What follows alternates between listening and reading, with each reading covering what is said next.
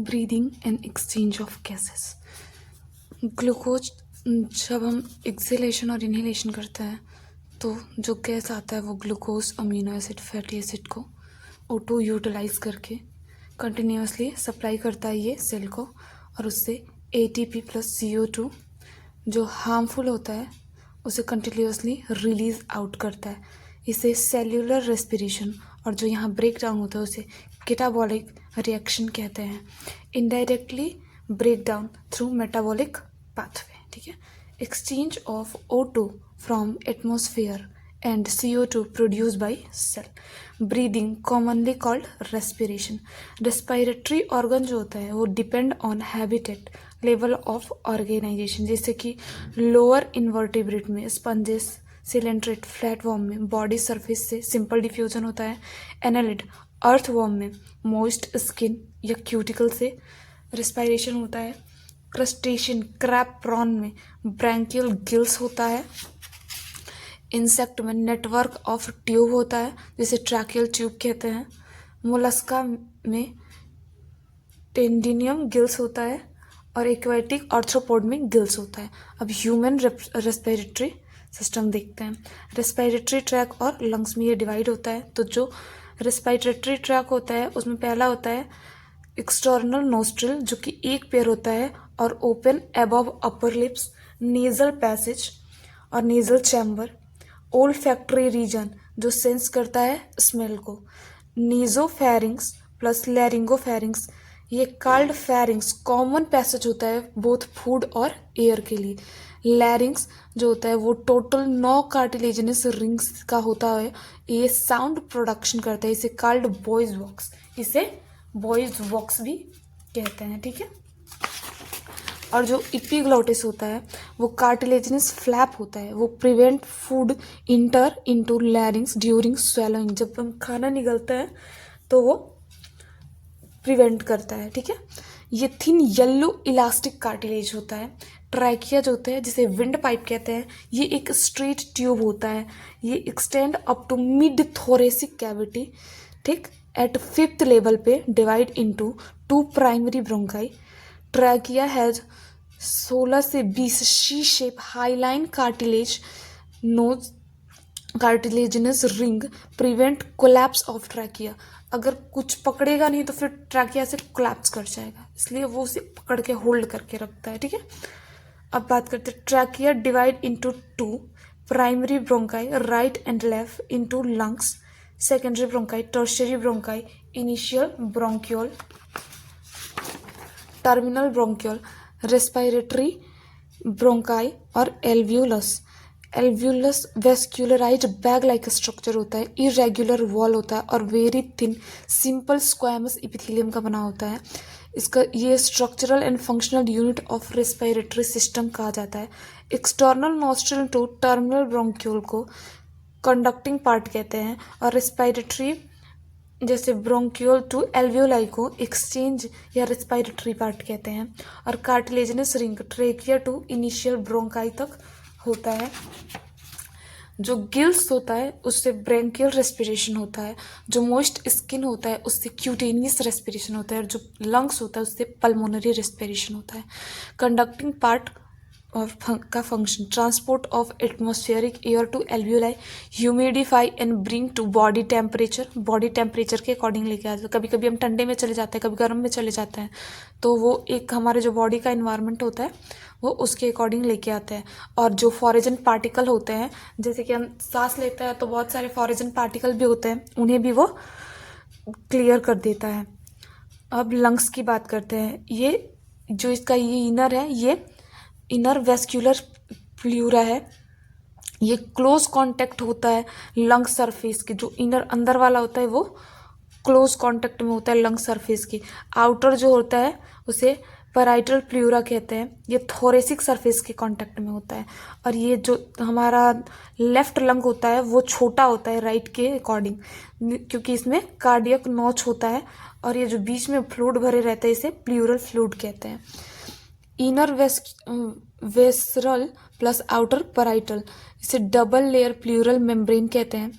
Thoracic chamber जो होता है वो डॉर्सली वर्टिब्रल कॉलम से होता है, वेंट्रली स्टर्नम और रिब होता है, मतलब रिब्स तो चारों तरफ होते हैं, आप खुद पे इमेजिन करके देखिए, और लेटरली रिब्स होते हैं, लोअर साइड पे डायफ्राम जो कि डोम शेप का होता है, और lung have no muscle, lungs के पास कोई मसल्स नहीं होते।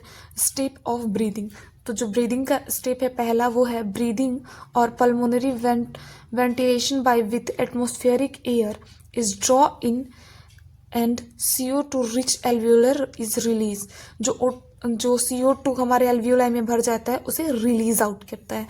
और दूसरे स्टेप में diffusion of gases O2 and CO2 across alveolar membrane से डिफ्यूजन होता है। जो तीसरा होता है वो transport of gases by the blood. चौथा diffusion of O2 and CO2 between blood and tissue. और पांचवा utilisation of O2 by the cell for catabolic reaction and resultant release of O2 cellular respiration. अब breathing की बात करते हैं। Inhalation जिसे inspiration कहते हैं, ये एक एक्टिव प्रोसेस होता है। ये इसमें एटमॉस्फेरिक एयर जो होता है वो अंदर आता है, ड्रा इन O2 रिच, जो O2 रिच होता है वो अंदर आता है। इसमें डायफ्राम हमारा डोम शेप का और कॉन्ट्रैक्ट हो जाता है, बिकम फ्लैट, और थोरेसिक वॉल्यूम इंक्रीज हो जाता है। फिर इंट्रापल्मोनरी वॉल्यूम भी इंक्रीज होता है, और इंट्रापल्मोनरी प्रेशर जो होता है वो डिक्रीज होता है, तो इनहेलेशन होता है। और जो एक्सटर्नल इंटरकोस्टल मसल कॉन्ट्रैक्शन होता है, इसमें rib end sternum move up and out. ठीक है, एक्सहेलेशन की बात करते हैं। एक्सहेलेशन में जो डायफ्राम होता है वो और एक्सटर्नल इंटरकोस्टल मसल ये भी रिलैक्स हो जाते हैं, थोरेसिक वॉल्यूम भी डिक्रीज होता है, इंट्रापल्मोनरी वॉल्यूम भी डिक्रीज होता है, पर इंट्रापल्मोनरी प्रेशर इसमें इंक्रीज हो जाता है, और एक्सहेलेशन होता है। रेस्पिरेटरी रेट जो होता है वो 12 से 16 टाइम पर मिनट होता है। जब फोर्सफुल एक्सपायरेशन हम लोग करते हैं तब होता है contraction of external intercostal muscle and abdominal muscle. हमारे पेट का भी रोल होता है, आप सांस लेके देखिए, हमारा पेट भी अप एंड डाउन करेगा।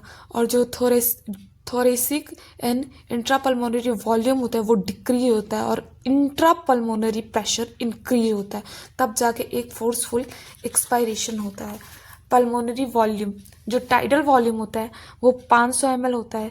इंस्पायरेटरी रिजर्व वॉल्यूम IRV 2500 से 3000 होता है, और एक्सपायरेटरी रिजर्व वॉल्यूम ये 1000 से 1100 होता है। और रेजिडुअल वॉल्यूम जो कि रह गया, जो बचा रह जाता है, जिसकी वजह से हमारा लंग्स कोलैप्स नहीं करता, वो होता है 1100 से 1200। ठीक है, अब पर मिनट जो हमारा TB प्लस रेस्पिरेटरी रेट होता है वो 12 इंटू 500 इंटू 12 16 से मल्टीप्लाई कीजिएगा तो 12 25 60 और 16 25 80।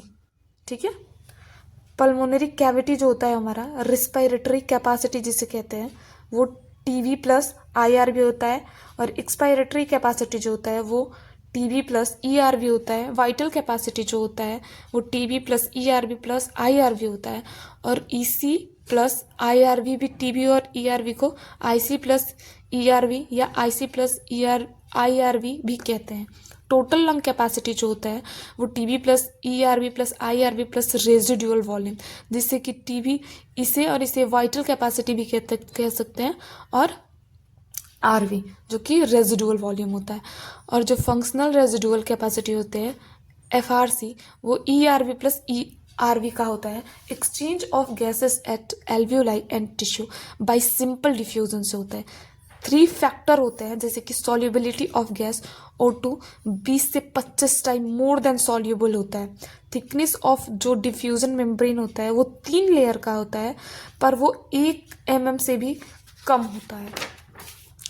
और जो पार्शियल प्रेशर ऑफ गैसेस, अब CO2 और O2, तो जो टोटल एयर प्रेशर होता है वो 760 mm ऑफ Hg होता है, जिसमें 21% O2 और PCO2 जो 21% O2, तो इसको ऐसे डिवाइड कीजिएगा तो 15 mm ऑफ Hg आएगा, और 0.03%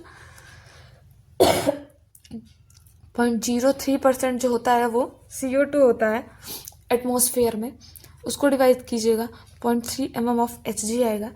तो जो एटमॉस्फेरिक एयर एल्वियोलाई और O2 डीऑक्सीजनेटेड ब्लड और टिश्यू में O2 और CO2 होता है, तो एटमॉस्फेयर में सबसे ज़्यादा ऑक्सीजन होता है। और एल्वियोलाई में फिर उसके बाद जब एल्वियोलाई में पहुंचता है तब वो 104 होता है, और जब ब्लड में होता है तो 95 होता है, 95। और जब डीऑक्सीजनेटेड ब्लड में होता है तब 40 होता है, और टिश्यू में भी 40 होता है। ऐसे ही टिश्यू में 45 होता है CO2, ब्लड में भी 45 होता है, और ऑक्सीजनेटेड ब्लड में 40 होता है, और एल्वियोलाई में भी 40 होता है, और एटमॉस्फेयर में सबसे कम होता है, तो यहाँ 0.3 होता है। ट्रांसपोर्ट ऑफ गैसेस की बात करें तो 3% डिजॉल्व हो जाता है प्लाज्मा के साथ, और 97% ऑक्सीजन हीमोग्लोबिन के साथ हो जाता है। ठीक है, 100 ml ऑफ ऑक्सीजनेटेड ब्लड में 20 ml O2 होता है, और 100 ml ऑफ ऑक्सीजनेटेड ब्लड में 15 ग्राम हीमोग्लोबिन होता है। इसलिए हीमोग्लोबिन जो होता है वो 20 ml O2, एक हीमोग्लोबिन 1.34 मॉलिक्यूल ऑफ O2 को कैरी करता है, तो 100 ml of blood 15 ml O2 को, इसलिए O2 जो डिलीवर होता है वो टिश्यू 5 ml होता है इन 25। अब जो हीमोग्लोबिन होता है वो रेड कलर का पिगमेंट होता है और आयरन कंटेनिंग होता है। Transport of CO2 7% by plasma में, 20 से 25% कार्ब अमीनो हीमोग्लोबिन में, जिसे 23% अप्रॉक्स लेते हैं, और 70% बाइकार्बोनेट प्लाज्मा में, टोटल 77% बाई प्लाज्मा से ये रिलीज होता है। 100 ml डीऑक्सीजनेटेड ब्लड डिलीवर होता है 4 ml ऑफ O2 और एल्वियोलाई में। रेगुलेशन ऑफ रेस्पिरेशन 1 मिनट में 12 से 16 टाइम, तो 5 सेकेंड में 2 से 3 बार। ठीक है, न्यूरल कंट्रोल जो इसमें होता है वो होता है जो रेस्पिरेटरी रिदम सेंटर होता है वो मेड्यूला ऑब्लोंगेटा में प्रेजेंट होता है, जो कंट्रोल करता है एक्सहेलेशन और इनहेलेशन को।